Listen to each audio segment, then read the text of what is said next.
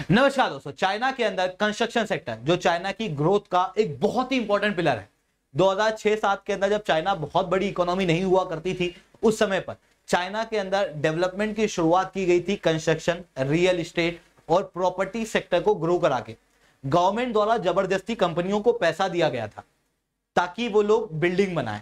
Building के बनने से लेबर को पैसा मिला, बिल्डिंग के बनने से कंपनियों को पैसा मिला, बिल्डिंग के बनने से स्टील की कंपनी, सरिये की कंपनी, सीमेंट की कंपनी, ईंट भट्टे, रेती की कंपनी, पता नहीं कितनी कंपनी सब चलने लगी। और ये सारी कंपनी कोर सेक्टर्स हैं, तो ये सारे कोर सेक्टर ग्रो करने लगे, जिसके कारण से चाइना की इकोनॉमी आगे बढ़ने लगी और दूसरे लोगों ने वहां पर निवेश किया। हालांकि ये जितने भी घर इन कंस्ट्रक्शन कंपनियों ने बनाए, ये घर बिके नहीं क्योंकि इतने लोग ही नहीं थे। ऐसी कंडीशन में इन घरों को, इन शहरों को जहां पर ये घर बनाए गए, उन्हें घोष शहर कहा गया। विकिपीडिया के ऊपर आप उसे सर्च भी कर सकते हो। इतना इंपॉर्टेंट है चाइना के अंदर कंस्ट्रक्शन सेक्टर, क्योंकि वही आधार है चाइना के डेवलपमेंट का। बट रिसेंटली चाइना के अंदर यही कंस्ट्रक्शन सेक्टर वो सेटल कर रहा है। कंट्री गार्डन नाम की एक कंपनी लगभग 7.6 बिलियन डॉलर के नुकसान पे है। एवरग्रांडे लगभग 81 बिलियन डॉलर के नुकसान पे। ऐसी कई सारी कंपनियां भारी नुकसान के ऊपर जा रही है। अब इन कंपनियों ने अपनी जेब से तो पैसा लगाया नहीं था, इन कंपनियों को दूसरी कंपनियों ने पैसा दिया था। नॉन बैंकिंग फाइनेंस कंपनी या बैंकों ने पैसा दिया था। वो बैंकों का पैसा डूबता हुआ दिखाई दे रहा। बैंकों के अंदर पैसा किसने लगाया था? कॉमन मैन ने। तो कॉमन मैन की सेविंग डूबते हुए दिखाई दे रही है। और यही कॉमन मैन की सेविंग जब डूब रही है तो मार्केट के अंदर डिमांड नहीं हो रही, और मार्केट के अंदर डिमांड नहीं हो रही तो चाइना की इकोनॉमी डिफ्लेशन के फेज के अंदर जाते हुए दिखाई दे रही है। सब कुछ कैसे हो रहा है उसे मैं शुभेंद्र चौहान इस सेशन के अंदर समझाऊंगा। इसकी वजह से भारत के ऊपर क्या असर पड़ सकता है, क्या बेनिफिट हो सकते हैं, क्या नुकसान हो सकते हैं, उन सारी चीजों को मैं शुभेंद्र चौहान चर्चा करूंगा। बट उसके पहले आप लोग मेरे साथ में SRC10 टेलीग्राम ग्रुप के ऊपर जुड़ सकते हो। मेरे क्लास की अपडेट, पीपीटी, PDF सब कुछ आपको यहाँ पे मिल जाएगा। इसके अलावा अगर आपको यूपीएससी CSE की तैयारी करना है, इंडिया के टॉप एजुकेटर मैं, Mahipal sir, Nidhi ma'am, Kinjal sir, Aniruddh sir, इनसे आपको पढ़ना, तो आप उड़ान बैच के अंदर जुड़ सकते हो, जहां पर हम आपको पढ़ाएंगे। टॉपर्स भी आप लोगों की क्लासेस लेंगे, आंसर राइटिंग की प्रैक्टिस कराई जाएगी, मेंस और प्रीलिम्स की टेस्ट आपको दी जाएंगी। कंप्लीट सिलेबस यूपीएससी का कवर कराया जाएगा, जहां पर GS1, 2, 3, CSET, GS4 ये सब हम लोग कवर करेंगे ऑप्शनल को छोड़ के। और ये उड़ान बैच आपको 9,999 की पड़ेगी। अगर आप हिंदी मीडियम के हो तो आप बोध बैच के अंदर जुड़ सकते हो, वहां के भी आपको प्राइजेस मेरे बोर्ड के ऊपर दिखा देंगे। यहां पर आपको SRC10 कोड यूज करना होगा, जिसके बाद में आप लोगों को मेरे द्वारा 1-on-1 मेंटरशिप मिलेगी। अगर आप हमारी टीम से बात कर रहे हो तो कॉल पे उनको कहना पड़ेगा कि मेरे को कोड लगाना SRC10। अगर आप खुद सब्सक्रिप्शन ले रहे हो तो नीचे रेफरल कोड के अंदर SRC10 कोड लिखना पड़ेगा। अगर आपको ऑप्शनल पढ़ना है तो आप ऑप्शनल भी पढ़ सकते हो, उनकी प्राइसेस भी मैंने आपको बताई हुई हैं। 9,999। PSIR, ज्योग्राफी, हिस्ट्री और एंथ्रोपोलॉजी ऑप्शनल अभी के समय पे अवेलेबल है। आपको चाहिए कि GS और ऑप्शनल दोनों एक साथ पढ़ना है तो आप दोनों एक साथ पढ़ सकते हो। 17,000 का ये कोर्स है। आपको चाहिए कि NCERT का कोर्स भी पढ़ना है, भविष्य में कोई क्लासेस आए वो भी देखना है, जैसे क्रैश कोर्स वगैरह आता है, रेगुलर रिवीजन करना है, सारे लेक्चर का एक्सेस अगले 2 साल तक चाहिए आपको, तो आप पाथफाइंडर पास ले सकते हो केवल 19,999 के अंदर। कोड यूज करना है SRC10। ठीक है दोस्तों, चलिए दोस्तों समझने का प्रयास करते हैं कि चाइना के अंदर हुआ क्या। मैंने बताया कि चाइना के अंदर कंट्री गार्डन नाम की एक कंपनी है जो लगभग 7.6 बिलियन डॉलर के नुकसान पे है। वहीं दूसरी तरफ एवरग्रांडे नाम की कंपनी लगभग 81 बिलियन डॉलर के नुकसान पे है। और आप यहां पर देख सकते हो कि ये सारी कंपनियां कंस्ट्रक्शन सेक्टर से आई हुई हैं। कंस्ट्रक्शन सेक्टर एक समय पे बहुत ज्यादा ग्रो कर रहा था। क्यों? इस मैप के जरिए देखना, क्योंकि चाइना के अंदर कंस्ट्रक्शन सेक्टर के अंदर सेल 2020-21 के अंदर बहुत ज्यादा बढ़ी थी, जिसके कारण से बहुत लोगों ने कंस्ट्रक्शन सेक्टर के अंदर भारी मात्रा में निवेश किया। इवन चाइना की इकोनॉमी ग्रो की क्योंकि कंस्ट्रक्शन सेक्टर उसके साथ था। लगातार आप देख सकते हो कंस्ट्रक्शन सेक्टर के अंदर किस तरीके से ग्रोथ देखने को मिली। इस कारण से कई सारे निवेशकों ने कंस्ट्रक्शन सेक्टर के अंदर इन्वेस्ट किया। कॉमन मैन ने किया, बैंकों ने किया, NBFC company, shadow bank, government institutions. पर आप इसी मैप के अंदर देख सकते हो कि 2020-21 के बाद से कंस्ट्रक्शन के अंदर घरों की सेल लगातार गिर रही है। और क्योंकि ये सेल गिर रही है, इस कारण से ये जो कंस्ट्रक्शन सेक्टर है ये बना बहुत रहा है पर सामान बिक नहीं रहा है, जिसके कारण से कंपनियां नुकसान में जा रही हैं। कंपनियां नुकसान में जा रही हैं तो ऐसी कंडीशन में वो डिफॉल्ट कर रही हैं। जब कंस्ट्रक्शन कंपनियां डिफॉल्ट कर रही हैं तो उसकी वजह से कॉमन मैन का पैसा, बैंकों का पैसा, एनबीएफसी का पैसा, शेडो बैंक का पैसा और गवर्नमेंट का पैसा डूब रहा। शेडो बैंक भी जो इसके अंदर निवेश है वो कॉमन मैन करेगा, लोग करेंगे, फॉरेन डायरेक्ट इन्वेस्टमेंट करेगा। तो अब ये शेडो बैंक भी धीरे धीरे करके डिफॉल्ट करती हुई दिखाई दे रही है, जिसके कारण से यहां पर भी पैसा जो है वो नहीं रहेगा। साथ में कॉमन मैन का पैसा भी डूबता हुआ दिखाई दे रहा है, उसकी सेविंग डूबती हुई दिखाई दे रही है।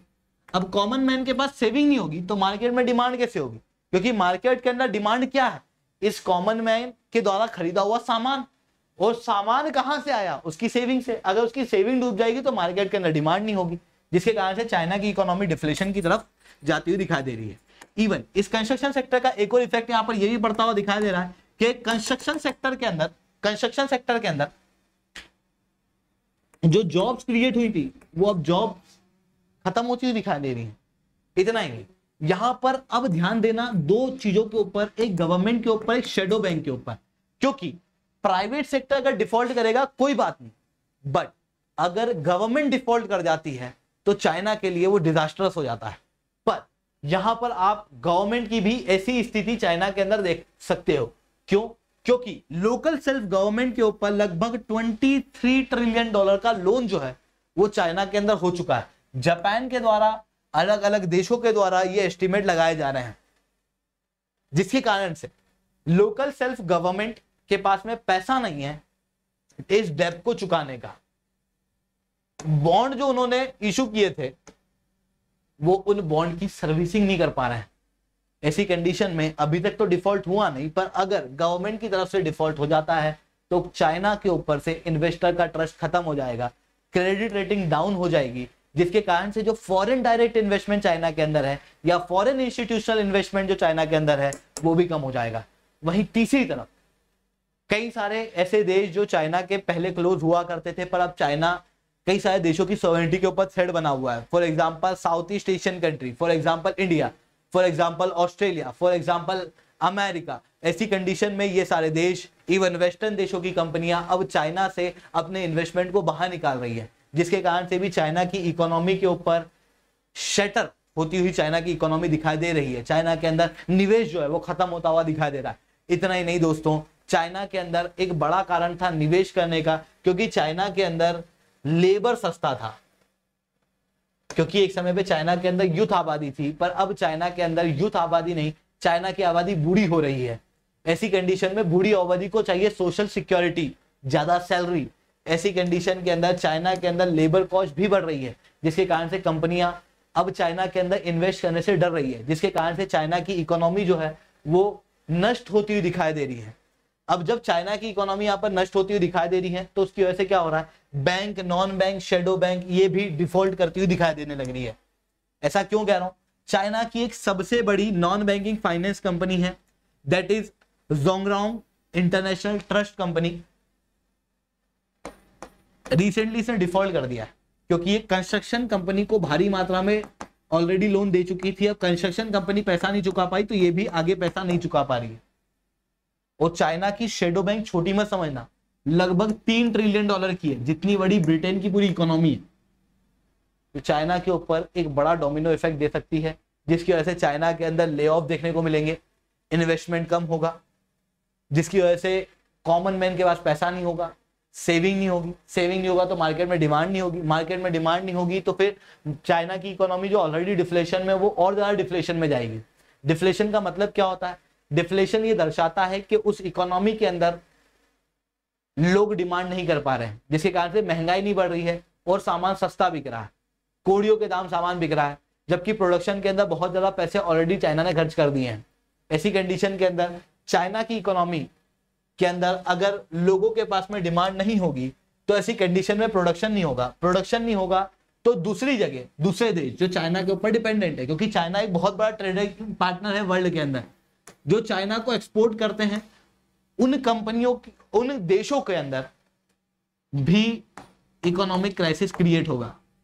रशिया से चाइना बहुत भारी मात्रा में एनर्जी लेता है, China one of the largest energy का इंपोर्टर है, वो रशिया से भी भारी मात्रा में एनर्जी इंपोर्ट करता है। रशिया अभी तक चाइना के ऊपर डिपेंडेंट था, पर चाइना की कैपेसिटी अब इस एनर्जी को इंपोर्ट करने की भी कम होती जा रही है, जिसके कारण से रशिया की डिपेंडेंसी भी चाइना के ऊपर कम होगी, जिसके कारण से रशिया जो है वो फिर भारत के ऊपर डिपेंड होने लगेगा, ऑयल, नेचुरल गैस, इन सारी चीजों के ऊपर, जिसके कारण से भारत को यहाँ पे फायदा होता हुआ दिखा देता है।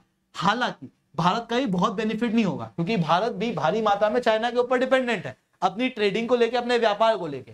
ऐसी कंडीशन में भारत के अंदर भी कई सारे सेक्टर के ऊपर जिनके सामान चाइना से इंपोर्ट होते हैं, उनके ऊपर नेगेटिव इफेक्ट होता हुआ दिखाई दे सकता है। ऐसी कंडीशन में भारत के पास में सेल्फ रिलायंस एक ही इंपॉर्टेंट ऑप्शन बचता है। ठीक है, तो दोस्तों ये सारी चीजें अभी हम लोगों को यहाँ पर देखने को मिल रही है। लेक्चर अच्छा लगा हो तो लाइक करना, लेक्चर बहुत अच्छा लगा हो तो नीचे 10 कमेंट करना। अगर आपको कोई यूपीएससी सीएससी की तैयारी करना है तो आप लोग उड़ान बैच के अंदर हमारे साथ में जुड़ सकते हो, साथ में आप लोग बोध बैच के अंदर जुड़ सकते हो, आप लोग ऑप्शनल की बैचेस के अंदर जुड़ सकते हो। आपको ये सारी बैचेस एक साथ चाहिए तो आप पाथफाइंडर पास के लिए जुड़ सकते हो।